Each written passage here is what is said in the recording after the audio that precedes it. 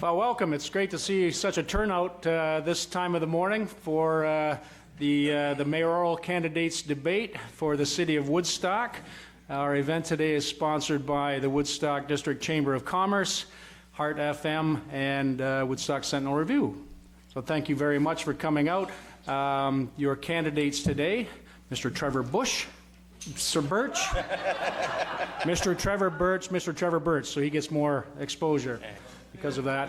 And we have Sean Shapton.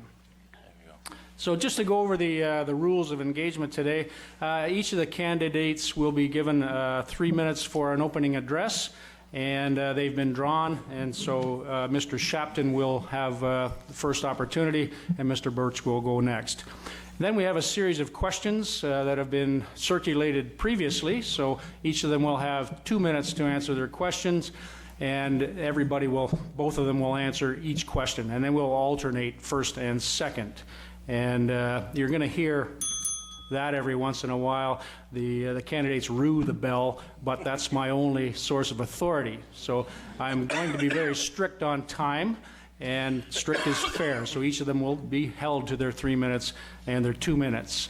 And at the end, they'll have a 3 minute opportunity for closing remarks, and it'll go in the same order, Mr. Shapton and then Mr. Birch. Okay, so I think it's going to be a fun day. We will be done by 9 o'clock and have you back to the rest of your day's activities. So, Mr. Shapton, you have your 3 minutes. Good morning, and thank you to the Chamber of Commerce for hosting such an important event this morning. It's been an absolute pleasure to represent our incredible community as a city councillor during this term. This is a role I take very seriously, but let's be honest, I'm not a career politician. I'm a regular guy and a business owner that will take a practical approach and bring some common sense solutions to the table. I'm confident with my experience as a local business owner, parent, and proud Woodstonian that I can lead our community in a professional and accountable manner, something that I feel has been missing over the past 4 years. The time has come that we need a true leader with a strong business sense and the ability to refocus on the core needs for our community and taxpayers. I understand that one strong voice won't accomplish much. We need to work closely with our council, our staff, and mainly our constituents. Communication and transparency throughout the entire term, and not just at election time, will be paramount when elected as your mayor. I plan on holding regular town hall style meetings so our constituents feel informed and heard. I have great concerns with the large amounts of money being spent at the county level with little benefit to the Woodstock taxpayers. The next term of council will be faced with decisions regarding acquiring land, affordable housing, youth programming, weekly recycling, the expansion to Southgate Centre, and of course downtown revitalization, just to name a few. All of that while maintaining our current infrastructure and increased demands for staffing as our city continues to grow and push our boundaries at all levels. We need to enhance our current partnerships with our community stakeholders in order to ensure their success and ours. I'm not saying we'll always agree, but working together with these groups will provide balance and strength to our entire community. We need a leader who will commit to setting goals, but more importantly, achieving these goals. This has been a frustrating term for me. There was no leadership, no clear goals or vision, and it wasn't about working together. Being a business owner, I know I can't succeed on my own, and that's why taking the collaborative approach is the only way we're going to move Woodstock forward. In 2016, Trevor took Kathleen Wynn's advice and wanted to buy a fleet of electric buses that would have cost our taxpayers millions of dollars. Instead, our council once again stopped him from making a costly mistake. When it comes to green energy and sustainability, I think we all recognize we need to do better for our future, but I'm a firm believer that we should be best to market and not first to market. Trevor repeatedly approached councillors asking them to approve a motion that he will receive benefits and a full pension.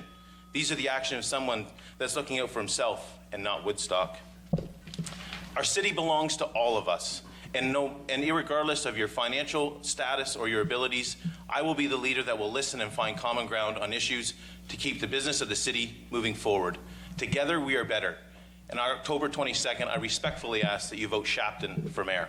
Thank you.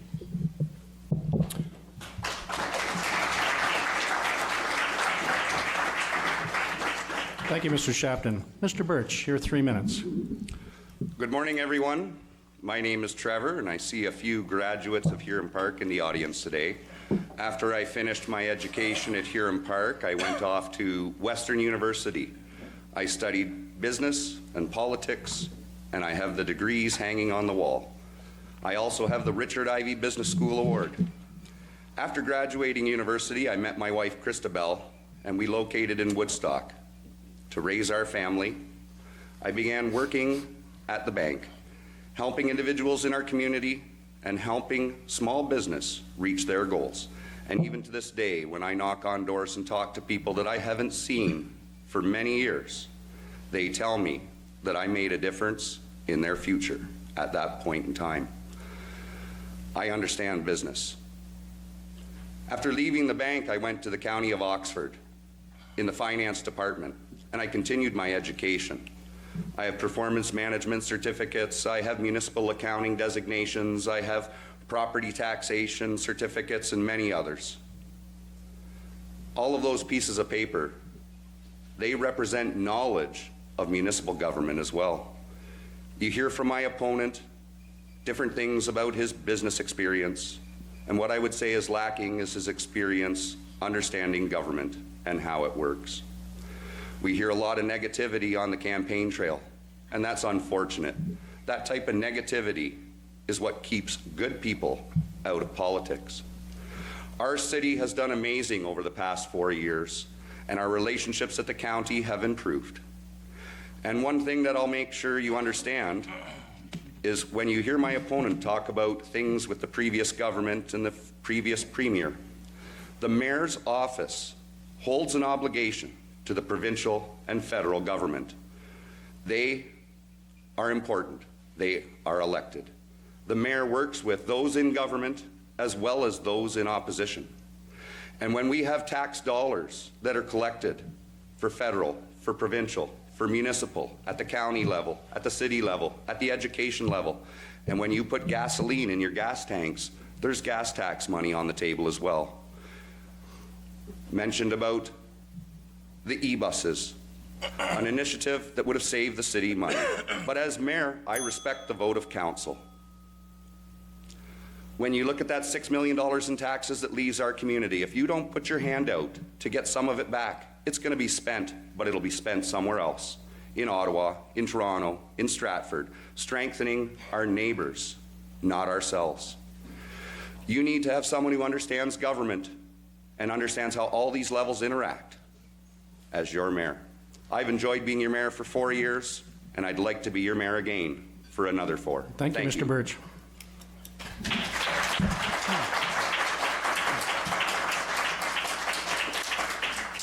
Okay, now we're going to move into the individual questions posed by the sponsors of the event. So Mr. Shopton will be the first responder for the first question. Candidates, reminder, I'll give you a bell at 10 seconds left, and then I will rudely interrupt you at 2 minutes, at the end of 2 minutes. So Mr. Shopton, you're the first responder. Discuss your ideas and plans for the revitalization of the downtown core of Woodstock. Fantastic question, and I think something that's been discussed, and the word revitalization has been thrown around far too often with absolutely nothing happening. This term was no different. I went to Trevor on several occasions and asked him, what's our plan, what's our vision, and how are we going to achieve change in our downtown? There wasn't a plan, there wasn't a vision. I can tell you right now, first and foremost, Woodstock has to fix Woodstock's problems. We can no longer wait for the province to ride in and save ourselves with a university or a college campus promise. We have businesses downtown that are trying to thrive, and we aren't helping them. We aren't doing our job as a government, as a municipal government. We have to do better. So here's my plan. First and foremost, we have an incredible economic development team, Len Magyar and Brad Hammond. We need them to know that this is important. This is something we need to focus on, and this is something that has been talked about for far too long with absolutely no change. In fact, when I look at the relationship we currently have with our BIA, I'm embarrassed. I go and I try and speak with the businesses as often as I can to say, how can we help? Where do we start? And the bottom line is, there hasn't been a start. With me, I think we have to do it ourselves. We need to make sure that if we're the city of Woodstock, we're going to look after ourselves. We need to put the investment back in our downtown. We have too many empty storefronts, we have too many gaps in our downtown, and we need to give people a reason to come downtown. I strongly believe that with a university campus or a college campus, that can be achieved. Certainly, I'm not going to wait for the province or the feds as we've seen the changes that have happened there already. What we need to do is what Brantford did and what Stratford did. They went out, they created a plan, and they achieved it. They did it on their own. And quite frankly, when it comes to Woodstock, when it comes to our downtown, I will put my full support behind all those businesses, but we also need to use the tools we already have. It doesn't need to cost us more money every single time. We just need to utilize the tools at City Hall and make sure that we've got a plan, people know our plan, and that we're setting goals for something to achieve. Thank you, Mr. Shapton.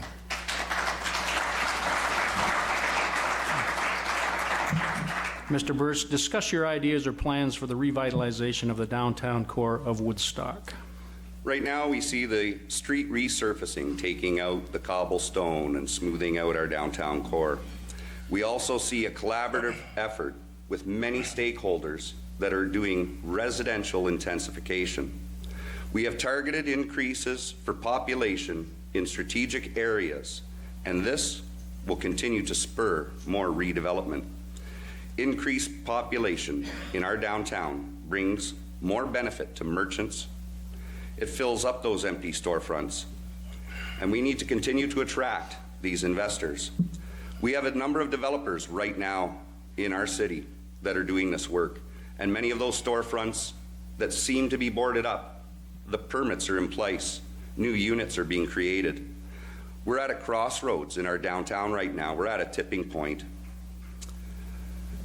One thing we do need to do is to continue to remind people that the city does have incentives in place. We have grants, we have loans, we have many opportunities for people to work with the city to continue to improve the downtown.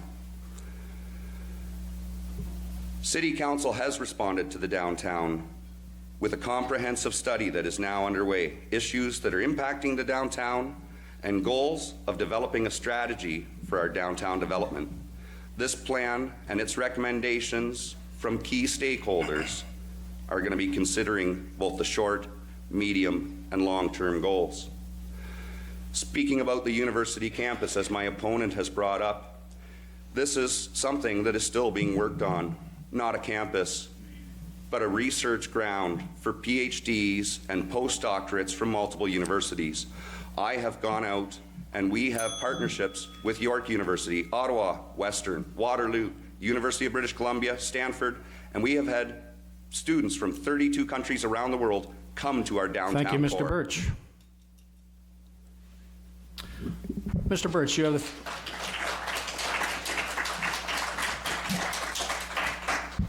the... Mr. Birch, you have the first response to this question. Discuss your ideas or plans for Cowan Park walking track, specifically the hours of operation, days, months of operation, and cost for usage. Thank you. Council inherited the walking track and all of the assets at Cowan Park this year. We had to do some fancy footwork with staff recommendations and make sure that we continued the operations. It wasn't part of the budget process. We're using reserves. Very soon, you'll see the walking track reopen under a council-approved pilot projects. These pilot projects, getting all of the members out walking, it's what's going to form part of our new recreation plan. And council will see at budget time implications going forward for time, hours of use. I would not want to presuppose a council decision. Research is being done, studies will be conducted, and the mayor is one vote on council.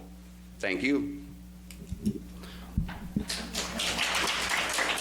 Thank you, Mr. Birch. Mr. Shapton, discuss your ideas or plans for Cowan Park walking track, specifically hours of operation, days, months of operation, and cost for usage. For sure, and I'd like to start off just more of a quick comment. I think the problem is presupposing what council wants has been the issue. We need someone that has a clear vision and can help our council find our way. We need a leader that can get us there. At the end of the day, as my opponent mentioned, we did take this back in the middle of our budget season, a very difficult time to bring this back into our asset base. With regards to the time and hours, the walking track is vital to our community. And we've had some problems to working out times. We can't run this facility the way that it was being run. It was open for almost 15 hours, but truly operating for less than 5 hours a day. That's not going to work for the city of Woodstock. The current plan in place is that the walking track will be open from 8:45 a.m. until approximately 10 p.m. Monday to Friday. We are still working with the weekend and how we're going to do that. Right now will only be open if there's an event there. But the bottom line is our community is growing. We now have this facility in our asset base. This is something we should already be hitting the ground running with, that with programming, with events for seniors and youth and everyone in between. I back onto the soccer park, so I get to see the parking lot empty far too often. But at the end of the day, we cannot run it the way that it was being run. This is not just a single sport facility, as it has been dubbed. This is something that we should be excited about, that we've got to create a solid plan and move forward with. For example, making it a multi-use rooms, whether it's going to be sports or events, weddings, or anything in between. We also just resurfaced the turf that's there at a great cost to taxpayers, something that needed to be done greatly, but we need to open it up for everyone and not just soccer, whether you're football, the lawn bowling club in the winter. We need to find ways to utilize our assets a heck of a lot better than what we have. This is a huge facility, and it's time that we get staff working on things to implement programs and make that facility full once again. Thank you.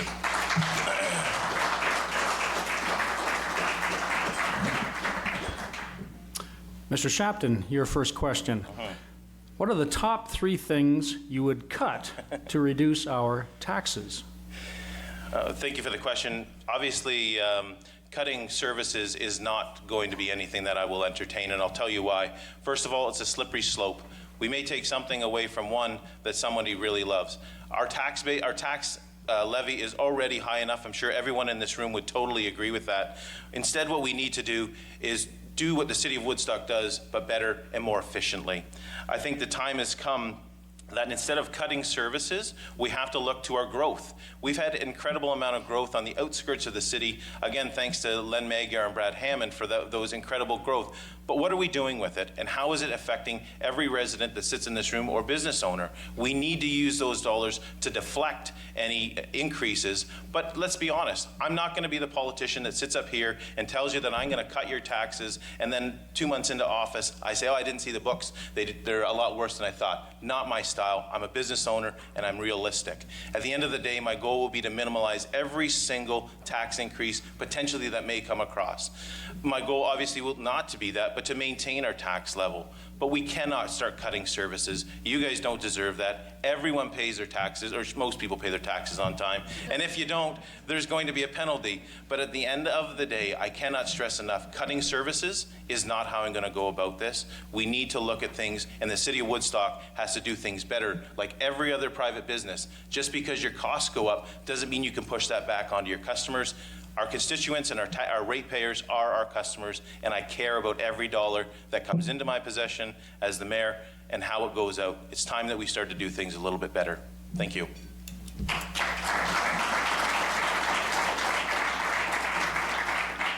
Mr. Birch, what are the top 3 things you would cut to reduce our taxes? Municipal governments are not business. They're not in the business of making money.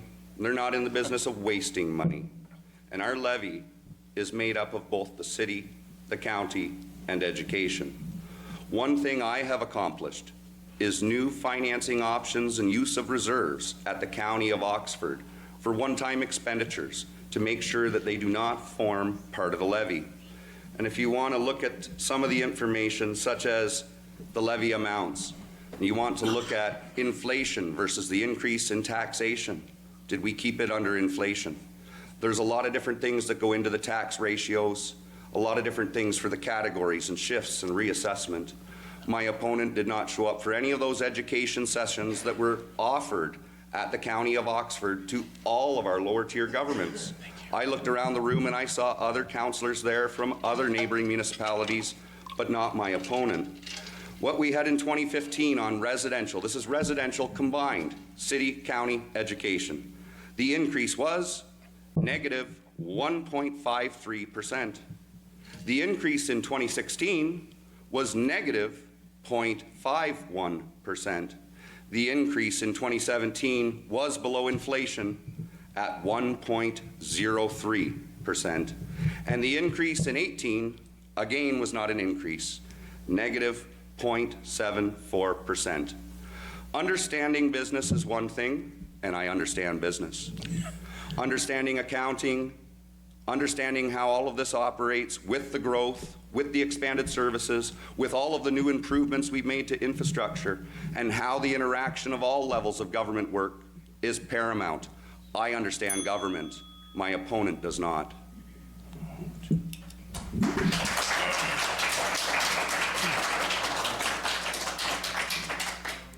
Mr. Birch, you're the first respondent to this question. What are your goals for business growth in Woodstock?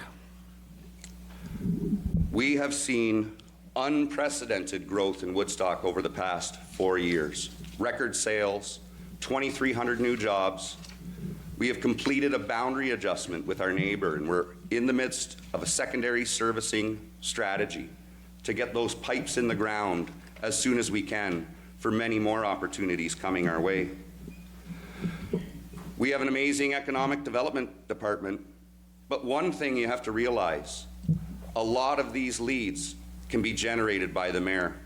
I have gone all over our province, our nation, and internationally, and I have brought new leads to our city.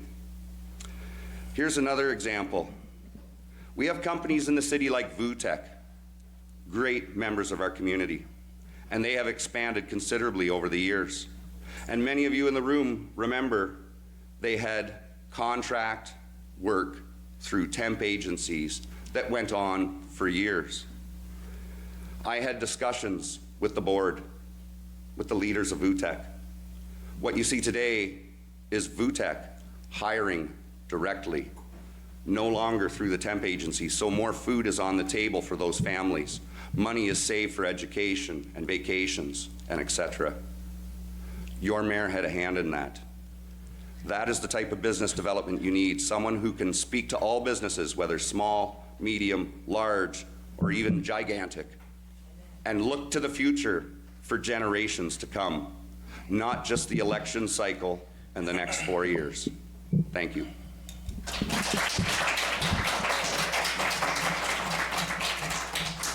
Mr. Shapton, what are your goals for business growth in Woodstock? I'd first like to start off with explaining the biggest difference between Trevor and myself. The ayes, the amount of ayes in his last statement is exactly how this last term went. It should be we. We, the taxpayers, are paying for this. We are the people who should be working together, not as yourself, but as your council. Leaving us out of key decisions is not how we grow a community. When it comes to business growth, we need to look at our demographic. Obviously, it's clear we're heavy with automotive growth. We need to look to diversify, and we've tried to do that on several occasions. But when you take business as a global perspective, marketing ourselves in not just the automotive sector, but on every single level to say whether you're going to come to our downtown, whether you're going to come to our commercial sector, our industrial sector, the city of Woodstock is open for business and for all business. We are at an incredible location with the 401 and the 403, but I can tell you right now, there's going to be a lot less eyes in any statement that I deliver, because I know personally, that we have to come together and work as a team. We aren't just a mayor. You're a mayor, your city county councilors, your councilors, and we also have the county. And I want to touch quickly, going back to one question with regards to the tax base, that he speaks about negative tax increases. I'm pretty sure every person in this room, they don't just pay the city of Woodstock tax, they pay the combined tax, which has shown increases, Trevor. You need to realize the bottom line comes off of all of these people's paychecks, including mine. I'm a taxpayer too, but at the end of the day, we need to start working with our current businesses. We have to say, are you open for business? Can we help you with your growth? Instead of just coming to our community and we say, great, congratulations on cutting the ribbon, we need to be there to help them through the way. Because if they're successful, our city's successful. Let's start working together. Thank you.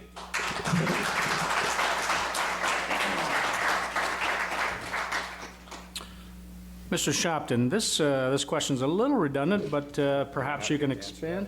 What's that? Do I not have to get the answer that same? Oh, I'm sorry. Mr. Birch. Yes. Thank you.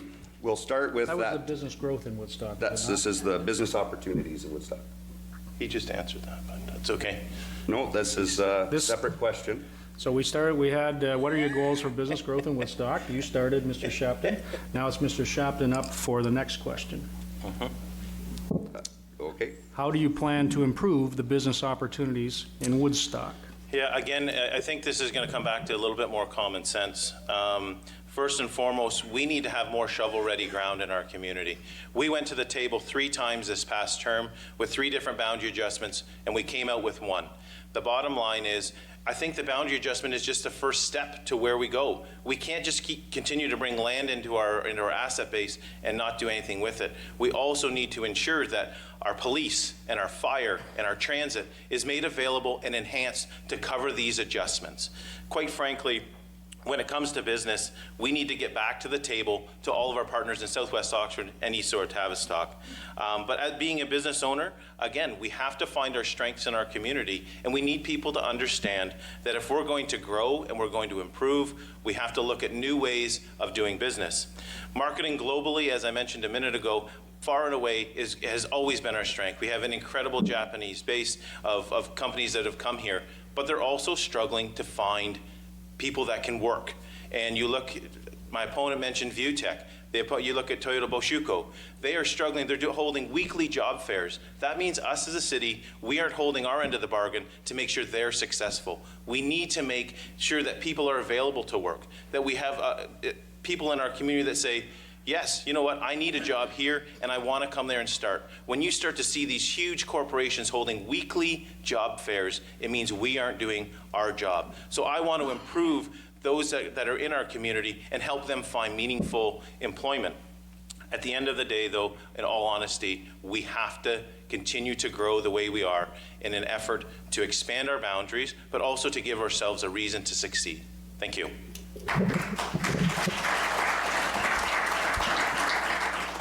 Mr. Birch, how do you plan to improve the business opportunities in Woodstock? Well, I'll start with the tax rates again.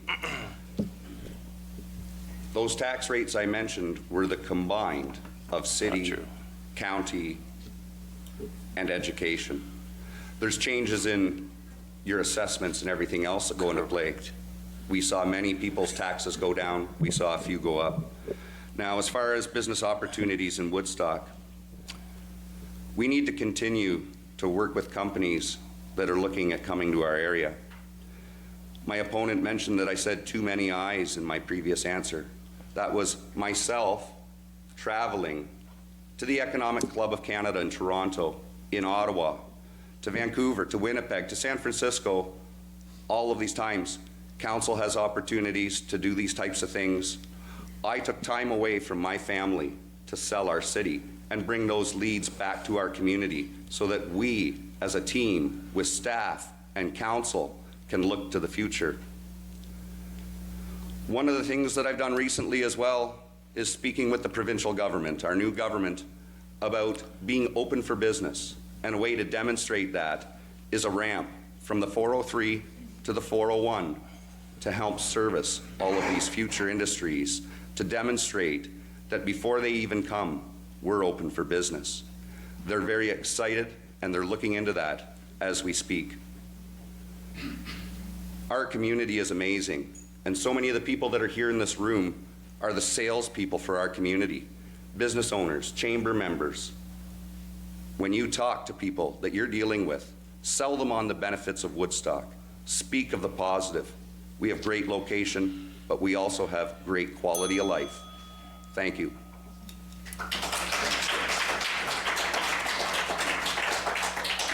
Mr. Shapton, what are your long-term plans for economic growth in Woodstock? So I believe when you start discussing long-term plans, there needs to be an actual plan in place, and that's something we've never had here from our current leader.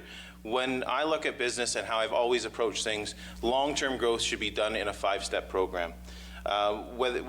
in my opinion, starting off with public and private partnerships and investments. We can't do this alone. We can't always be the ones that are rushing out to buy land and to try and encourage everyone. We need to work together with everyone in our community, with all businesses, no matter whether you're downtown or whether you're out on the outskirts in our industrial sector. But working together and having public and private partnerships is key to any long-term success. I am always out in the business community. I look out on this crowd and I see many faces that I meet with on a monthly basis. The other piece too, as I touched on in my last answer, is human resource development. We are simply lacking in that. The only way we're going to get better at that is by educating and offering different programs for people to figure out what do they want to do when they grow up, or if you're young at heart, what do you want to do the next few years? The third step for me is land use and sustainable housing growth. We have seen an incredible growth from our residential standpoint. In fact, speaking to a real estate agent, in 2 years we saw approximately 10 years of growth. But how are we going to sustain that through programming and offering services? You look at Havelock Corners that we brought in, they don't even have a transit system running out there because we weren't prepared for the growth. We have to do better. If we're going to do these things, we need to make sure that we're looking constantly to what are the next steps. I touched on our police and our fire departments. They are now stretched so thin to reach our boundaries, but where are we going? Is it going to cost money? The answer is absolutely yes, it is. But with growth, we're going to be reinvesting in our community. The fourth step for me is commercial and industrial stock and another boundary adjustment. It's already been a lot of discussion, so I'm not going to hamper on that. But the bottom line is we weren't able to get them done. The Norwich deal that I sat on, we did get done. Thank you, Mr. Shepton. No bell.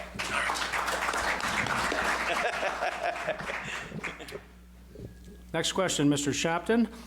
What are your plans for making Woodstock a residential haven for new growth?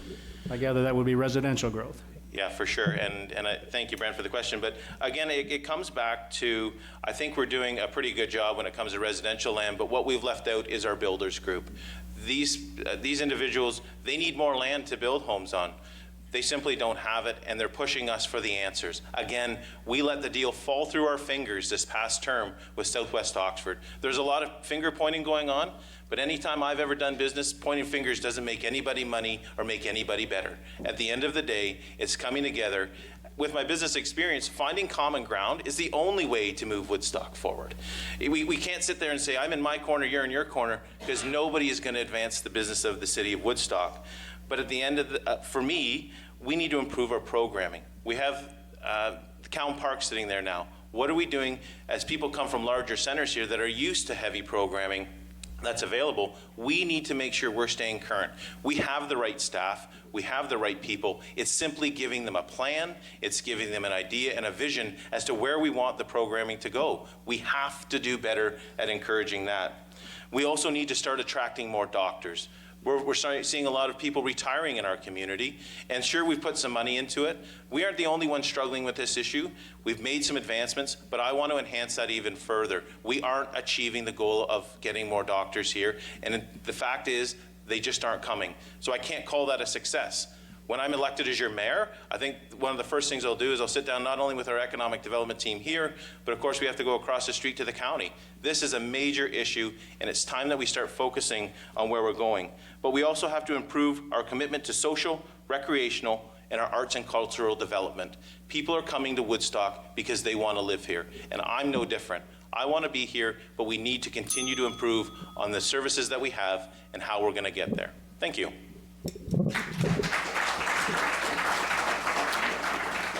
Mr. Birch, what are your plans for making Woodstock a residential haven for new residential growth? We have seen over 1,700 new residential units over the past 4 years. Amazing. We've run out of land, and we're starting to see the intensification. We have two new 12-story apartment buildings going in at St. Rita's. We have new apartments being constructed in our downtown core. Those boundary adjustments for residential land, East Ora Tavistock, it went to a vote for public meeting, and it was tie vote defeated at their council before even hearing from the public, and that's unfortunate. With Southwest Oxford, we saw ever-changing demands and ever-changing needs. My opponent speaks of the builders group and I do as well. We held many meetings with the builders group. We also had a public forum. My opponent wasn't there. Yes, I was. When we look at what went on with Southwest Oxford, after the deadline where we could actually go to the public, that's when we reached something that would have been desirable. So that'll be an easy win for the next term of council. What we need to do, though, is continue to work with our local builders for revitalization. We need to do more intensification downtown. Our future has never been brighter. And the physician recruitment, council has identified the need, and we have approved a physician recruitment program. The hiring has actually just in the process taken place. We have a need over the next 10 years for 25 new physicians for our community to not just take in the growth, but the expected retirement. We need to think beyond the election cycle. Change for the sake of change, when you say you can always do better. Thank you, isn't Mr. better. Birch.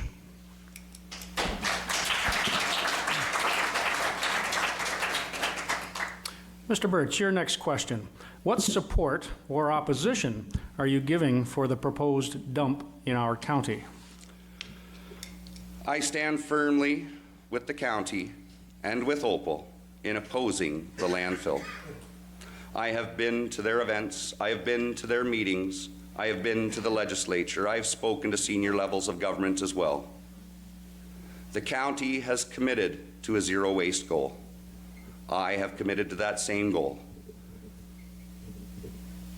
Right now we see a new government that during an election had made a promise. Over the coming months, we'll see whether they make good on that promise. As your mayor, I will continue to advocate for them to live up to their word. Thank you.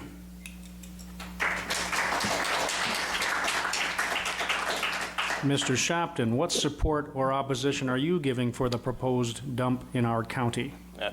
Obviously, I think, to be honest, we're all standing pretty firm. We don't want the Walker landfill to come here.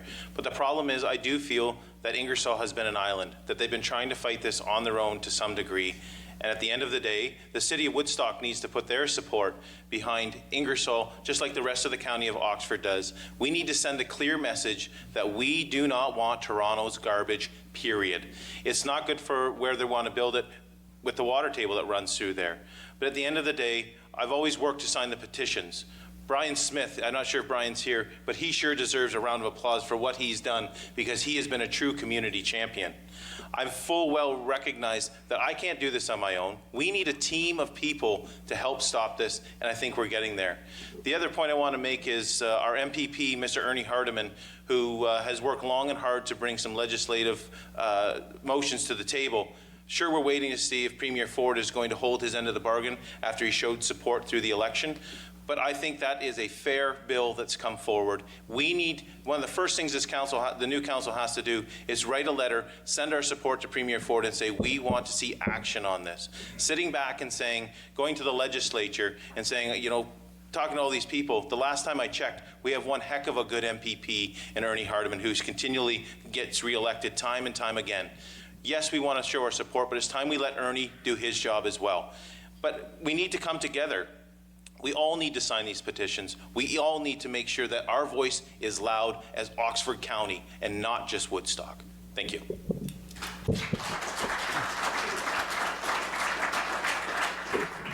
Mr. Shopton, your next question. Yep. What are your plans for zero waste in the county? Thank you. So obviously the county has set a zero waste goal for 2025 to achieve this. One of the first things that we have to do is get our community to weekly recycling, something that we seem to be an island on and should have happened a long time ago. There's too many people that put things in the garbage, and I'm not going to lie, I'm sure that we've done it in the time and time again too, because you don't want your garbage sitting in your garage for 2 weeks rotting away. We have to get caught up. It's going to cost us some money, there's no question, but it's something that we need to work towards. We also have recently received verbiage from the province with regards to green bins and what's that cost impact going to be. At this point, they haven't implemented it. Obviously, it's something that many people coming from larger centers are used to. Are we going to provide it? I think at this point, it's going to be about $2 million annually for us to to introduce that program. But when it comes to zero waste, that's such a huge tagline to say zero waste in our community. That's going to come with education, understanding how we can better ourselves to reduce what goes into our landfill. We've made great strides to extend the life of our landfill, with the goal being that it will last till the year 2100, and someone can come along and dig me up so we can all celebrate those moments. But it's also going to come with hard work and political will. We need to show the people what we can do and how we can achieve it. When it comes to growth and green energy, I think we've seen the new PC government take a good handle on that, and they have removed some pieces that we were told that were active, but simply weren't working. At the end of the day, we need to do this affordably. We can't say, hey, we're going to achieve zero waste and expect every taxpayer to cover it because we set a goal of 2025. This has to be done affordably throughout the entire process. Thank you.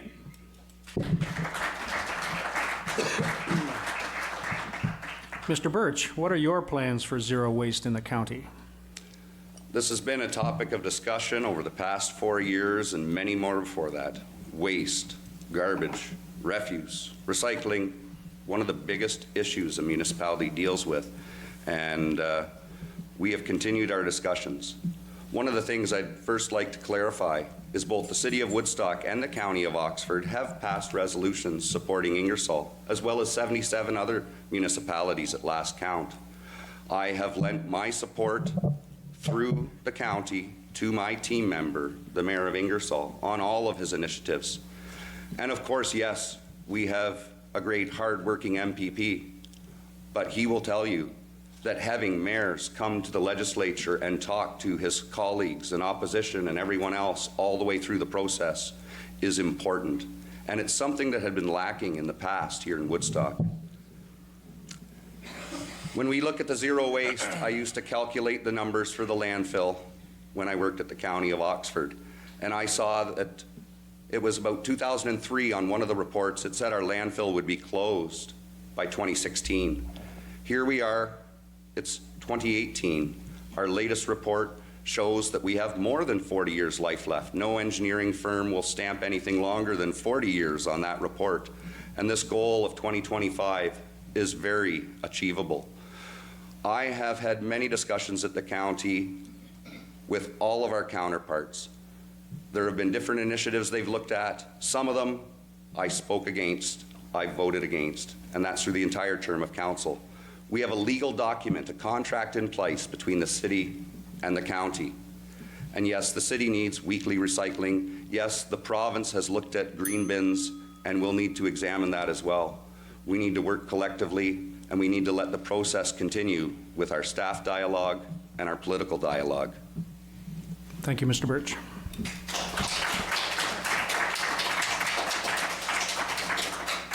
Mr. Birch, your next question. How will Woodstock be better off under your leadership?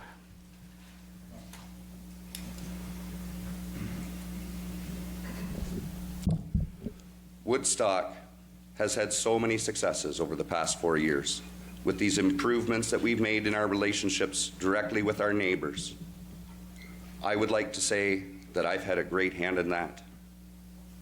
When you look at that boundary adjustment with Norwich, there were discussions that took place ahead of time by previous councils, and they were never able to get a meeting.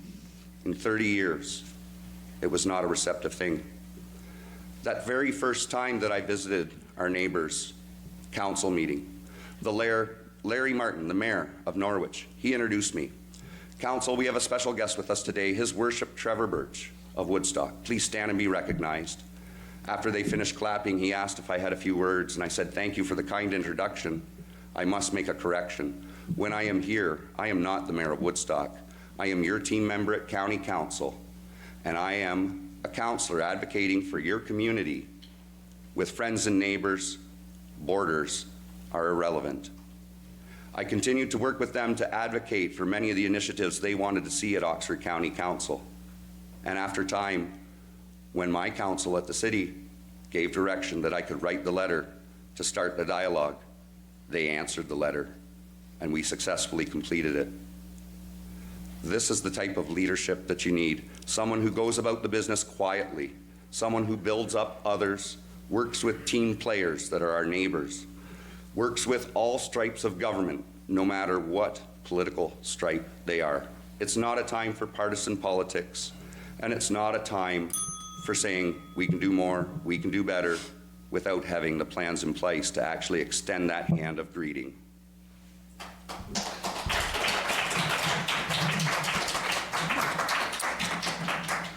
Mr. Shapton, how will Woodstock be better under your leadership? I think the first thing is first, I will include us as all partners in this room, in our business tables, and at every other county council that is hosted around the county. But at the end of the day, my biggest thing will be professionalism, something we have lacked heavily. You take a look at my opponent to my left. This is not the image that our community faced throughout the term of this past term. I've worked hard with my business, and I achieved it in a formula that I feel worked, and that's including everyone. That's realizing that we have to fix our own problems. Quite frankly, empty promises like our future's never been brighter or we've got lots of irons in the fire don't pay the bills for the residents of the city of Woodstock. I will hold myself 100% accountable with every decision that's faced by our council, and I can tell you right now, we need to work together and realize that business leadership also relates to business success in our community. But you also have to understand, I'm a dad. I'm compassionate, and I understand our community is changing. When I look at Jenny Lee sitting in the front row right here, we had a major youth suicide crisis in 2016. I went through the trenches with her, and I realized we've made some advancements. We have to do more for our youth. We're going to be faced with a large expansion at the Southgate Centre. How are we going to achieve that? I've already begun the plan of working with them and asked important people at City Hall to sit at that table. But for me, it's hard work. I'm willing to put it in. I may not have cheesy taglines. I may not be the guy that travels around the world on tax dollars. I'm here to stay in our community. I'm here to look after Woodstock. My goals are to make sure that we succeed together. There's no more excuses. It's all about better communication and honesty and collaborative leadership. I'm tired of hearing, we're going to fix the downtown, and nothing happens. I'm tired of hearing, we just reduced our taxes. I'd be shocked if anyone in this room felt the same way. Thank you, Mr. Shapton. Thank you.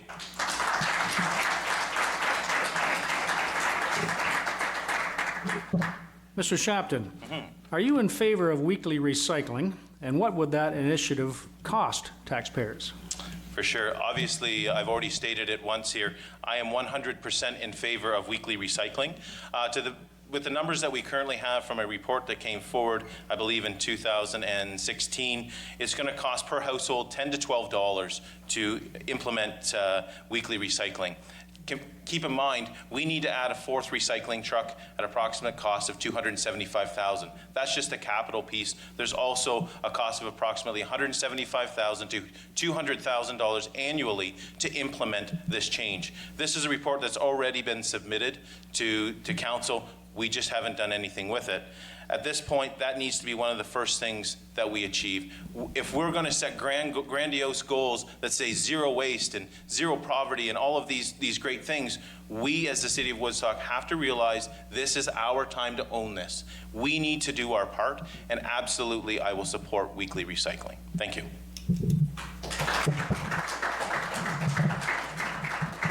Mr. Birch, are you in favor of weekly recycling, and what would that initiative cost taxpayers?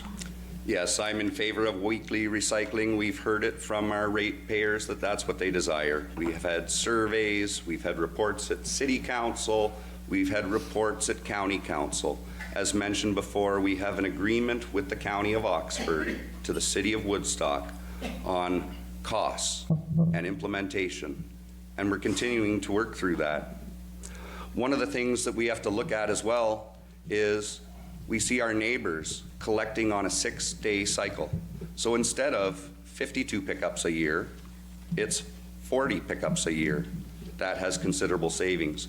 We use our own staff. We do not contract out like the County of Oxford does, and we want to continue that same way.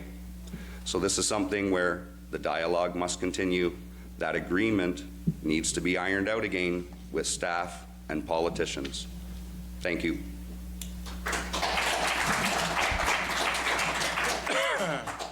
Mr. Birch, this next question deals with something a little bit different than business growth. What is your plan to help diversify our business and industry base in Woodstock? Thank you. We continue to talk with everyone, small, medium, large businesses, and they're all welcome here in the Friendly City. I've issued a challenge to the Chamber of Commerce in the past about being that first point of contact, being that salesperson to potential investors that are exploring new opportunities. You need to continue to do your part, and you've done a marvelous job so far, as we've talked about earlier with the record growth we've experienced. We have been diversifying our economy,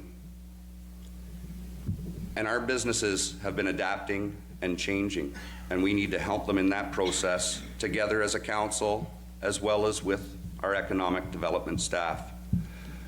We approve $600,000 a year in expenditures on economic development and small business development. Having a few $1,000s to have diplomatic relations and new leads generated by a mayor that takes time away from his family, that's important. My family, they told me the other day about that time I had to interrupt a family vacation to come back here to the city to show potential investors what we have to offer. That's what I'll continue to do. And the future has never been brighter for our city. The other mayors around us in southwestern Ontario are jealous of the growth, the diversification, and everything that we are attracting to our city. Thank you.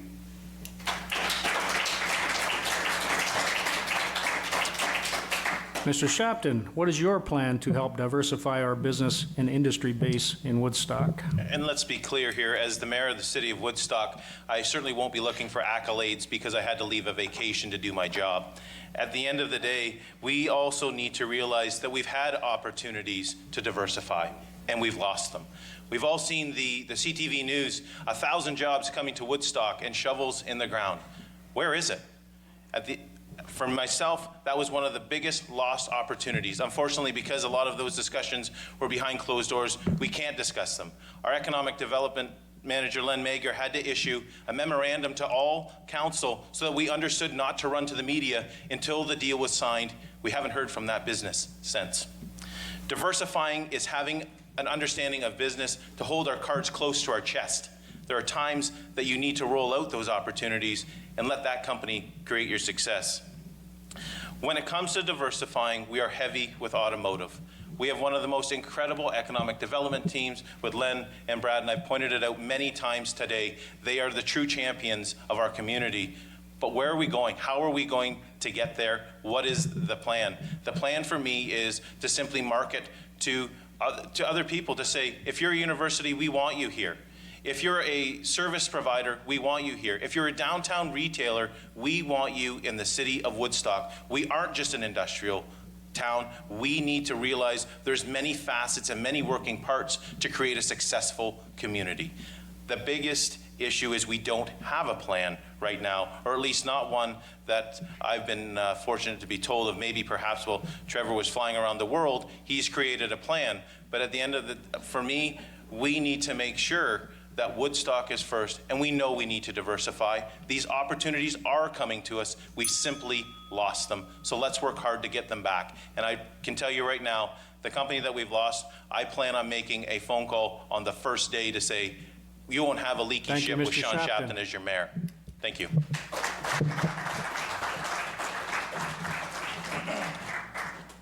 Mr. Shapton, as mayor, how would you foster investment in affordable housing?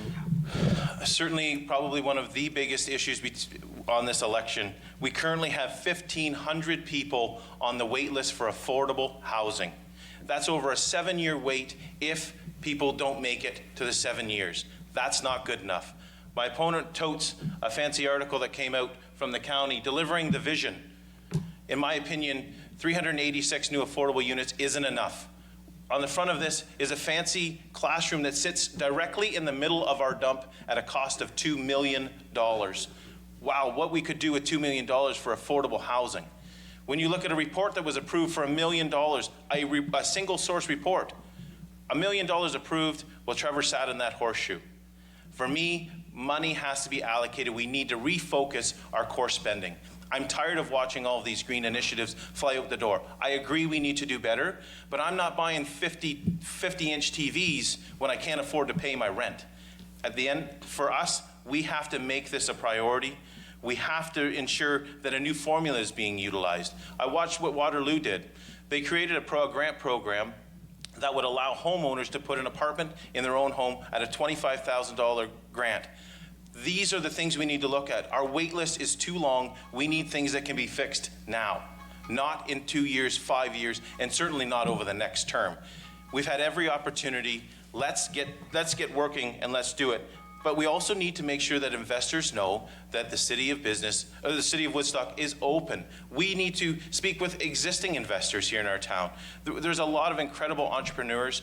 Why aren't they investing in affordable housing? Why aren't we bringing them to the table? I will refuse a lot of programs until we start to refocus on the core needs of our community and start to put people in houses. Thank you.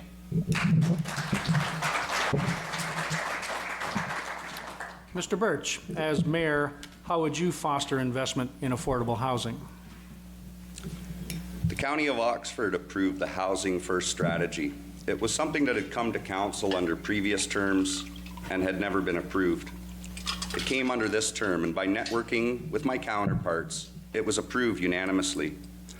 We have $75.2 million spent by investors, leveraging $4.7 million from the municipal government, the County of Oxford, as well as $7.75 million from the provincial and federal government.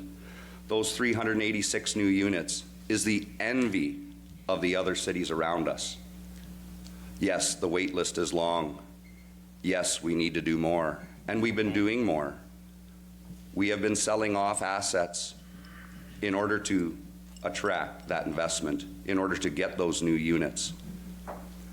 Now, hearing about green initiatives repeatedly, it's understandable that my opponent doesn't understand how Woodstock voted or myself as a county councillor voted.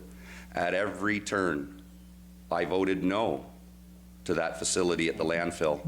The warden actually had to step down from the chair to debate me. That's all on public record. Now, as far as everything else goes, we have had so many workshops at the County of Oxford where, again, our neighboring municipalities have shown up for those housing workshops to learn about how this new plan is working and what we need to do to attract more people. And we do have new investors building units downtown right now as we speak. It's a shame that my opponent did not spend time learning about what his own municipality is doing before going out to look at plans elsewhere.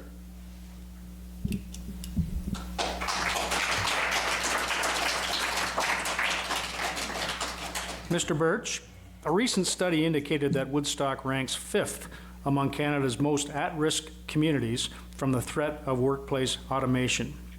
What is your short to mid-term plan to mitigate this risk? This is another example of where cooperation is needed between Woodstock and the upper levels of government. And we've been doing that. We've been working on that. Workplaces change and adapt. And our community still continues to grow. And those businesses and industry are transforming their jobs. And when you take a look again, I'll use VUTEC as an example. They have factories elsewhere, some in the United States, some in Mexico, some overseas.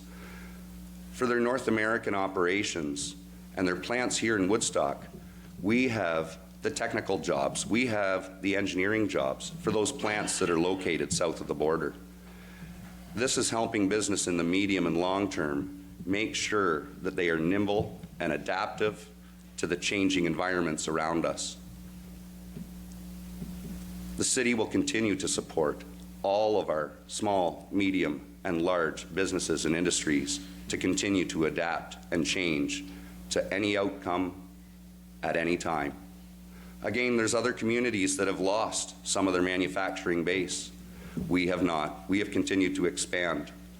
I think this article was maybe a little heavy-handed, and it wasn't written by someone who had direct experience with our community, seeing amazing people do great things and leading by example on what the future looks like for industry.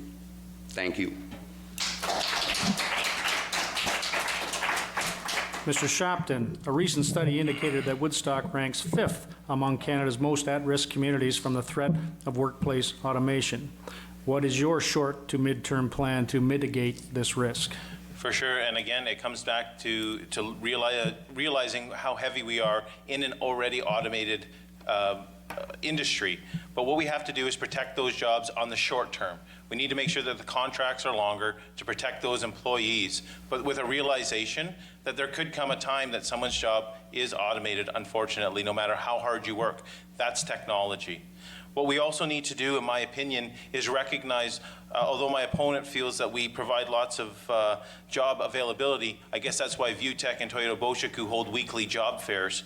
For myself, we need to educate the people of the city of Woodstock so that they, in jobs that won't be automated. We have to do a far better job at creating skills that people can always have a job in something that can't be turned into a computer. We also need to strengthen and diversify our economy. I've said it time and time again. We need to find businesses that won't be automated or can't be automated from an education standpoint. When it comes to looking at mitigating risk, I'm pretty sure that we're already doing that, but we need to do a better job. We need to realize that we don't have enough people in our community that are able to fulfill these long-term positions. We need to ensure that if our kids are going to go away to school, they're coming back to the city of Woodstock with their training and they stay here in the city of Woodstock. Thank you.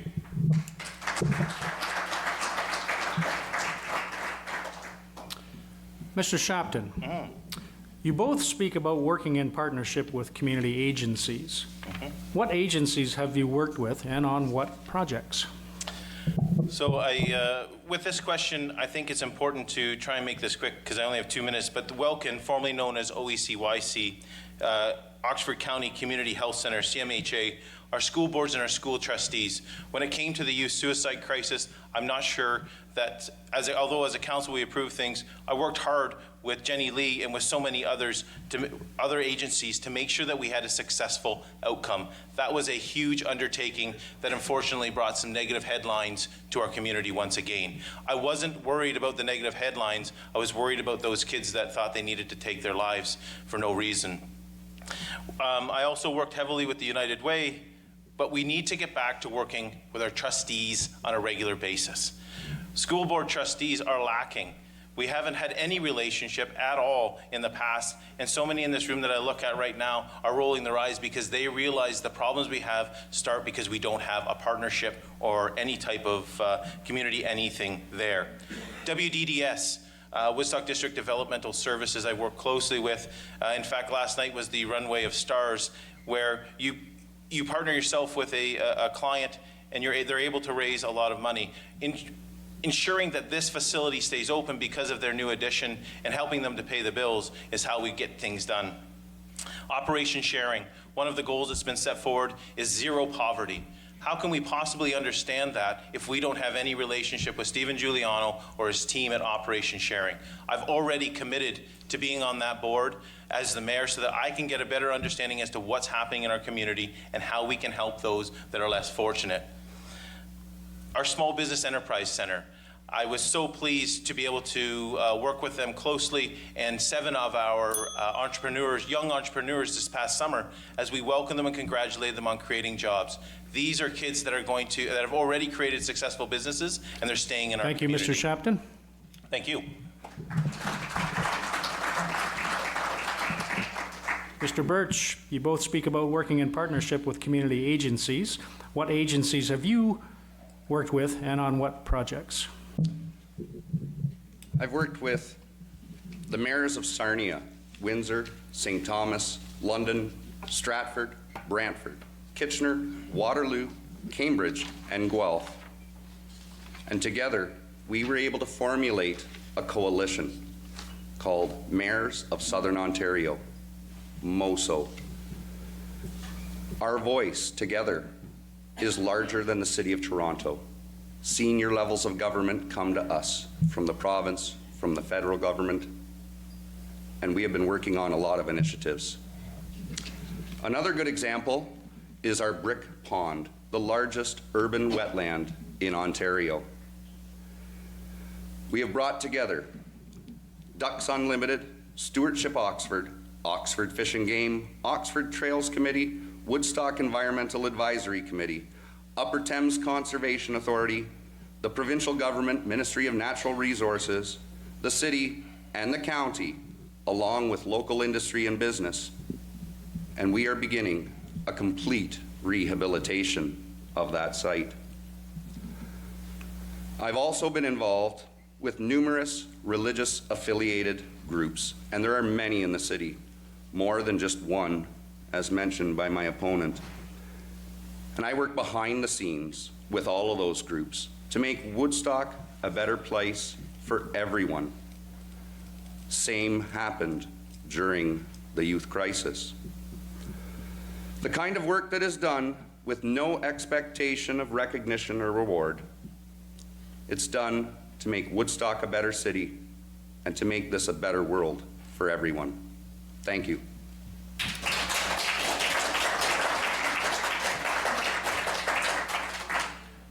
Mr. Birch, next question. Please name the top 5 accomplishments you are most proud of from the last term. Okay, these will be in no particular order other than the last one. It's the most important. So first, getting the LED light conversion underway and sped up. We're saving money on electricity, we're saving money on maintenance, and for pedestrians, cyclists, and motorists, increased visibility. Number 2, we expanded the transit hours in the morning, in the evening, getting more people to work. Council has approved a plan going forward, which will see even more expansion of that service. Number 3, we have seen large improvements in our infrastructure, more construction projects than ever in our past, in addition to the police station and many others, all while keeping taxes under control. Number 4, our relationship with our neighbors and the county, as I mentioned earlier, about Norwich adjustments and other issues. For many years, mayors have tried to have the county share the costs of court security that the city of Woodstock pays through the police force. They were unsuccessful. In 2016, we were able to secure $280,000 in funding from the county. For 2017, the police board instructed me to try again at the county. To my surprise, my opponent had conversations with the warden and other county councillors that undermined the request that I was working on. The result, no money in 2017. I continued to work on this issue, and we now have a committee structure, and we had approved funding for 2018 and approved funding already for 2019 and going forward. And finally, my biggest source of pride is when I meet newcomers to Woodstock and they tell me how happy they are for choosing the friendly city. Thank you, Mr. Birch.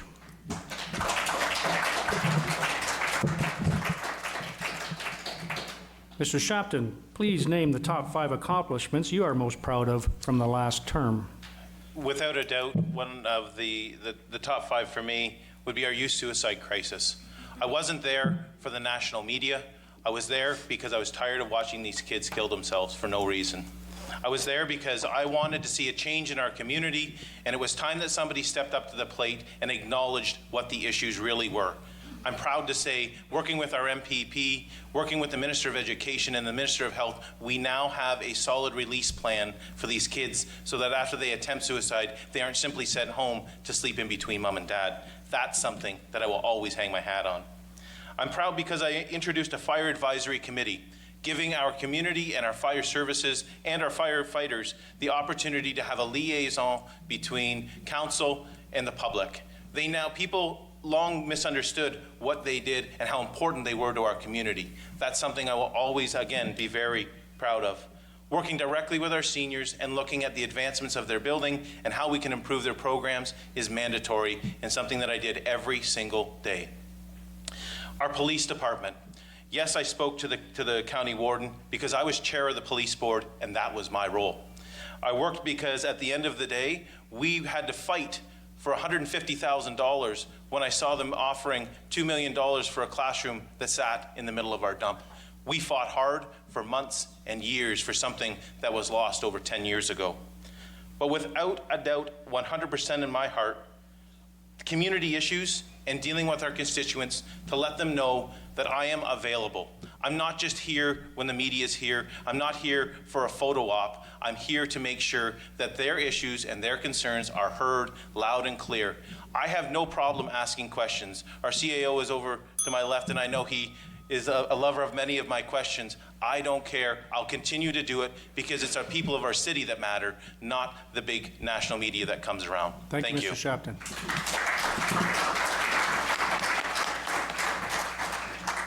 Next question, Mr. Shapton. Woodstock has significant growth with many people moving here from larger centers.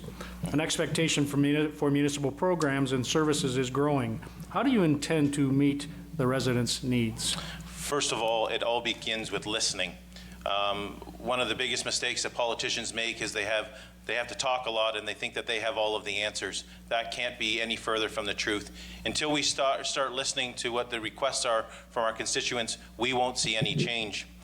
Like I mentioned earlier, we have a lot of people moving in from other communities, and they're used to having a lot of programs made available to them. We have the staff in place to create new programs, and it's clear that we have some empty facilities that we need to fill up. But again, we have to realize what programs we have and take an honest effort to see what's working and what's not. Something that was implemented 10 years ago probably isn't viable now. We have to look at what other communities are doing. I'm not expecting myself to fly around the world to figure this out. I'll simply pick up the phone and call and say, what are you doing and how can we make this work? But I want to do it with our partners at City Hall. I want to do it with our community members, and I think that it's time that Woodstock looks at realizing our growth and making sure that it's great to grow, but do we have the programs and services to grow with it? The answer right now is no. In my opinion, I'm not going to tell you I have every answer because that would be an absolute lie, but I'm willing to work with the partners that do have the answers to get this figured out. Thank you.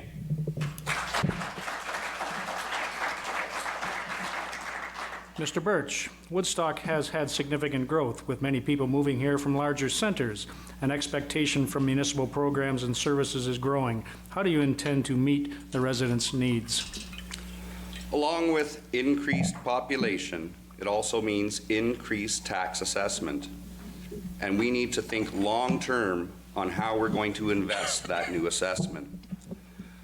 We need to look at Woodstock of the future when it's 50 to 60,000 people. We cannot put every issue out on a 4-year election cycle. We need to think beyond that election cycle. When we're looking at new facilities and making improvements, we need to look 30 years into the future. We need to focus on youth, but at the same time, we need to realize that more than a third of our population is over the age of 50, and there are more people currently in our city over age 65 than 14 and younger. Meeting with the residents and listening to their needs is something that I did last election and continued for the past 4 years, and I'm doing right now during this election. We cannot decide from on high what we need or don't need. We have to let you, the fine people of our city, tell us what we need, and I'm listening. Thank you.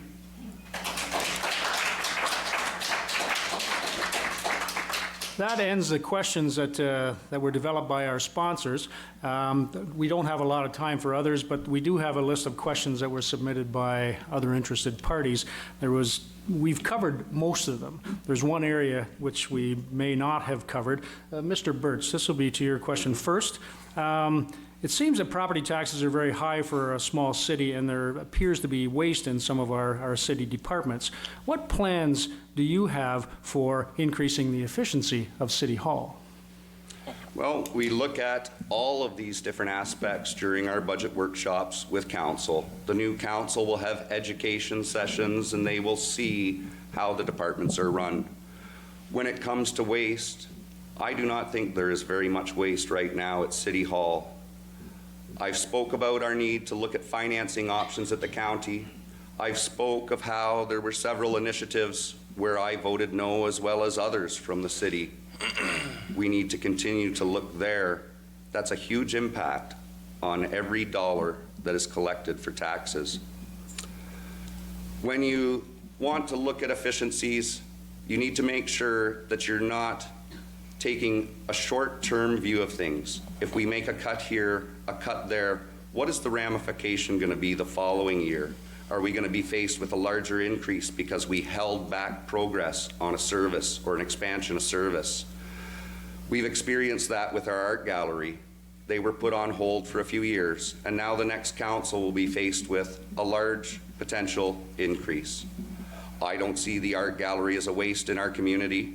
I don't see the hockey rinks as a waste in our community. I do not see the ball diamonds or snow clearing or the fire department or the police.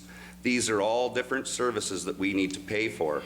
These are all different services that are important to our community.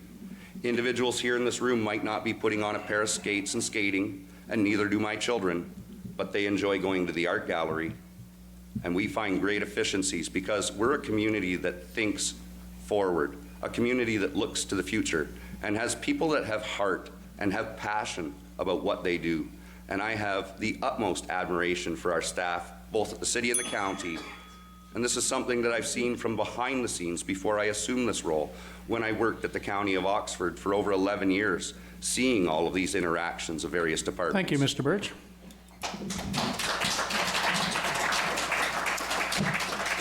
Mr. Shapton, property taxes appear to be very high for a small city, and there's apparent waste in some of our city departments. What are your plans for improving the efficiency of City Hall?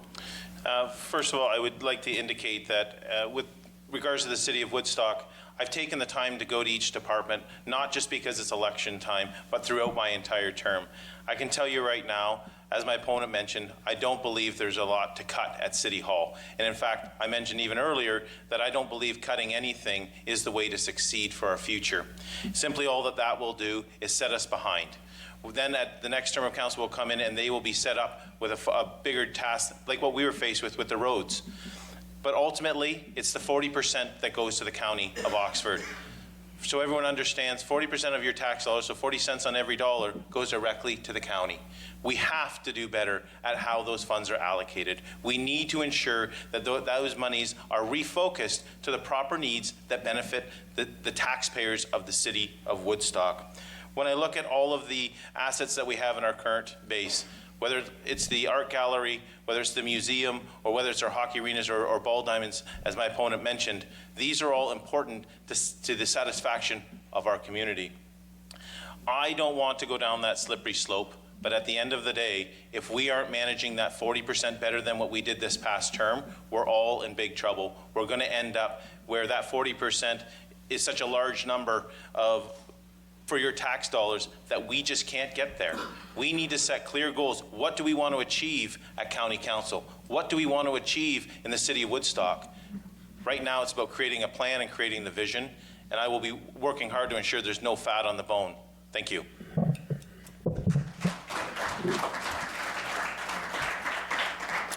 Okay, that ends the question session, and now we're going to go into closing remarks. So each candidate will have 3 minutes for their closing remarks, and I will give you the bell at 30 seconds left. Mr. Shapton, you are first. Okay. I can't tell you how excited I am to be running for mayor. What an honor it has been to represent our incredible community over the past 4 years as a city councillor.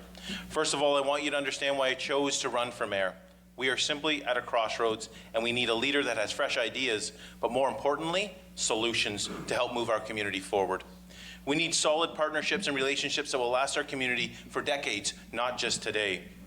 It's going to take time to repair the damage that's happened, but I know with my approach, we'll be able to come back to the table. This past term, we've had the opportunity for 3 boundary adjustments. We were only able to achieve 1. But the boundary adjustment is only one piece of this equation. We also need to make sure our services for police, fire, and transit are also enhanced and can't be forgotten. We can't be drawn into programs that only work when grant money is available and then we are left holding the bill. Woodstock was built on small to mid-sized businesses, and our community continues to thrive because of them.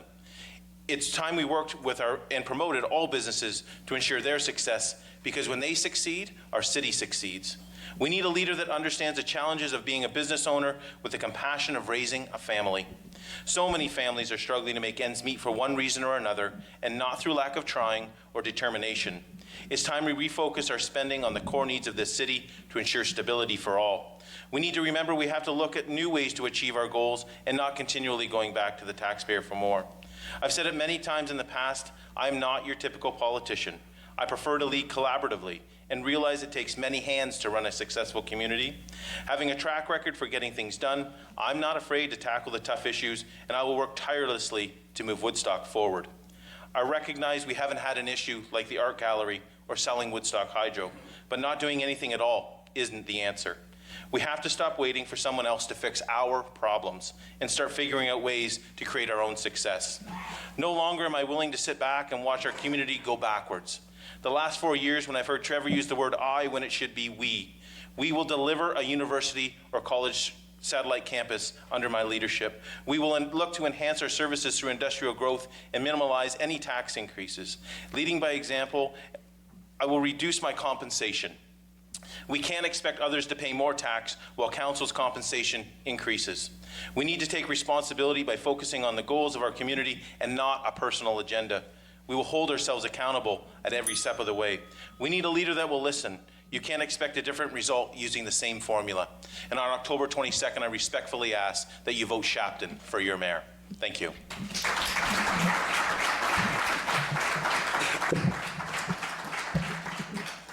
Mr. Birch, your closing remarks.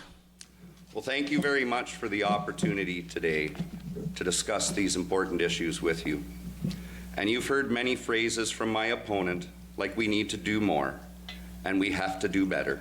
And he seems very disappointed in what council has accomplished over these past 4 years. Remember, the mayor is one vote at council. It is not a dictatorship.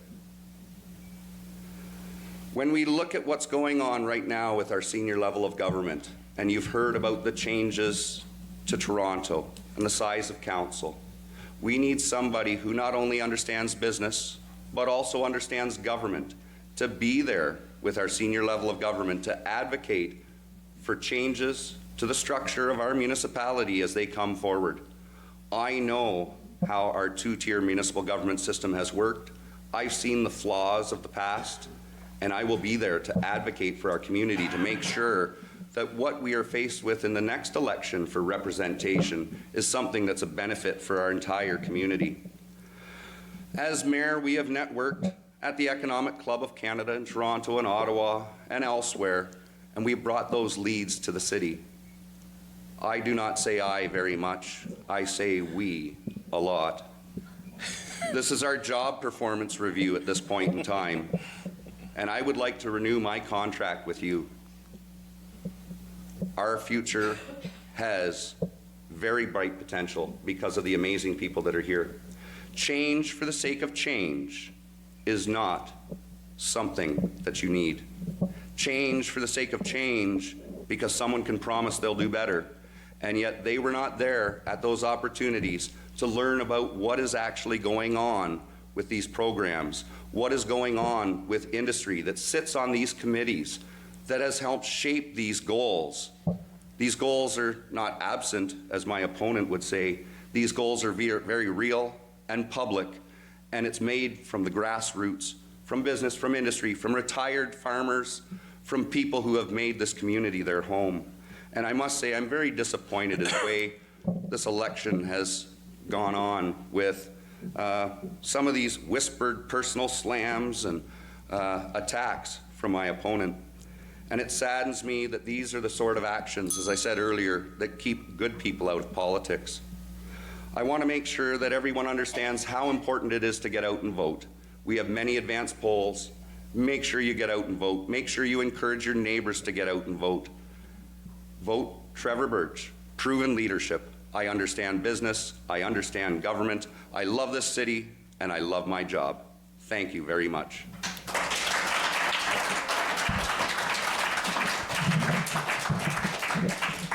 Ladies and gentlemen, that concludes our event for today. Great exploration of the issues of this in the city of Woodstock. I think the candidates did a wonderful job of sharing their stands on these various issues and exploring them. Very respectful job, candidates. They certainly deserve a big round of applause.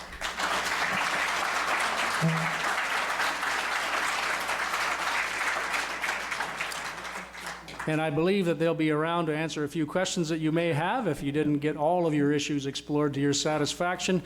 So please stick around and challenge them a little bit more. And please don't forget to vote, by all means. Thank you.